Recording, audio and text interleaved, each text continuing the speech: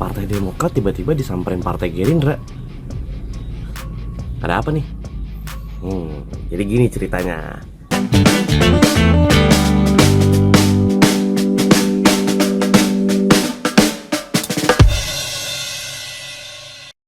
Jadi secara tiba-tiba Partai Demokrat samperin nih Demokrat di markasnya di Jalan Proklamasi Pegangsaan Jakarta Pusat pada 20 Juli 2023.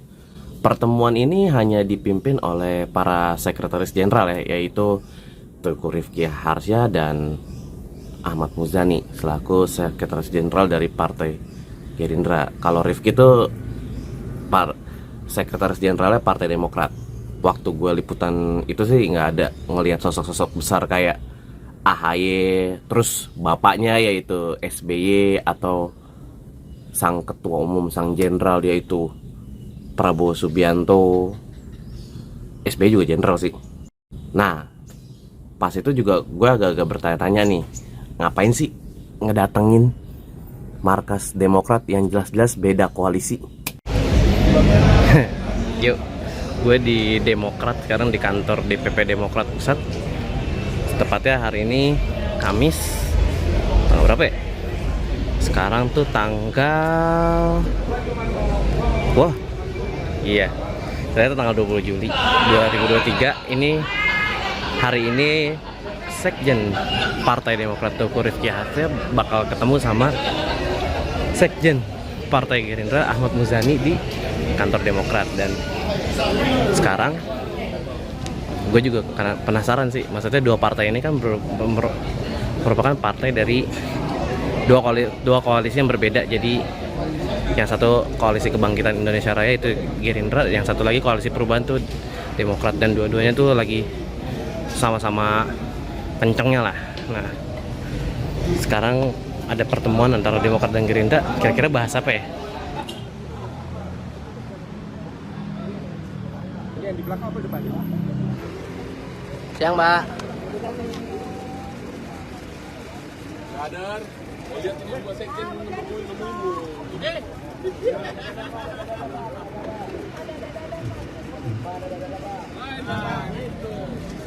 Tengok sini, Pak. Kanan, Mbak. Kanan, Pak. Oke. Agak bagus ya kalau itu sama Meda masih cari ibu.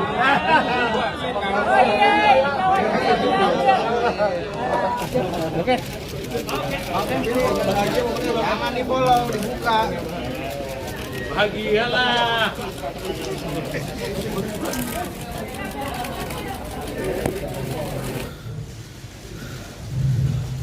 Dewan Pimpinan Partai Demokrat.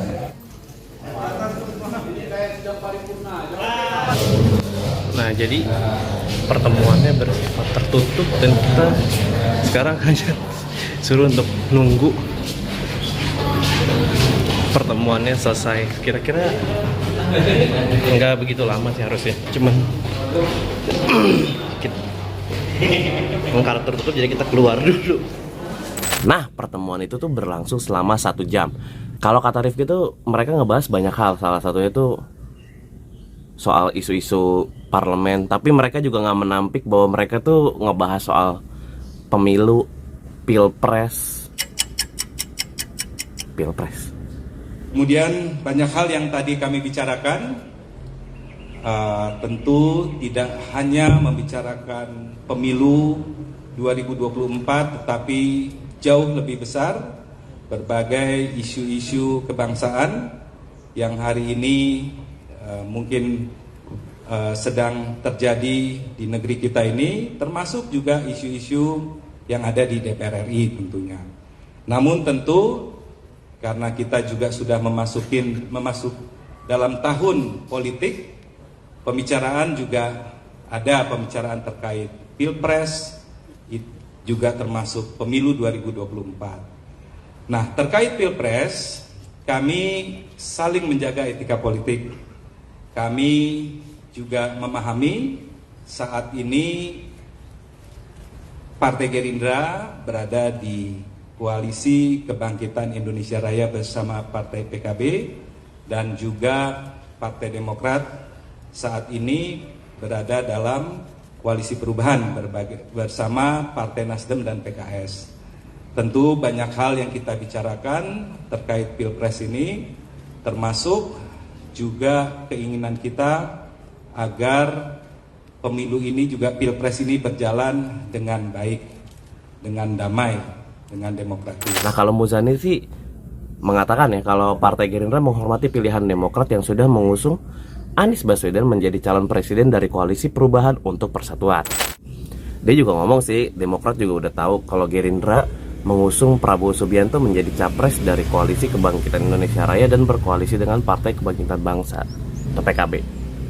Muzani sih ngomong kalau Gerindra datang ke markas Demokrat itu bukan buat menggoda ya, tapi kami hanya nitip satu pantun saja tadi sama Mas Rifki. Pergi ke pasar membeli alpukat, membelinya di pasar terapung. Pak Prabowo akan tambah kuat jika Partai Demokrat makin tambah bergabung. Katanya nggak menggoda tapi menggoda. nah silakan deh kalian interpretasi sendiri pantun Muzani tadi. Itu maksudnya apa? Untuk menggoda, Muzani itu sampai flashback bahwa Demokrat ini sama Gerindra punya hubungan yang sudah terjalin sejak lama. Bahkan Muzani itu sampai flashback bahwa salah satu kader Partai Demokrat yaitu Johnson Sitadaun itu pernah menjadi juru bicara Prabowo Subianto ya saat di Pilpres sebelumnya. Nah, ini maksudnya apa ya? Apakah Demokrat dengan pertemuan kemarin itu bakal tertarik untuk bergabung dengan Gerindra di Koalisi Kebangkitan Indonesia Raya?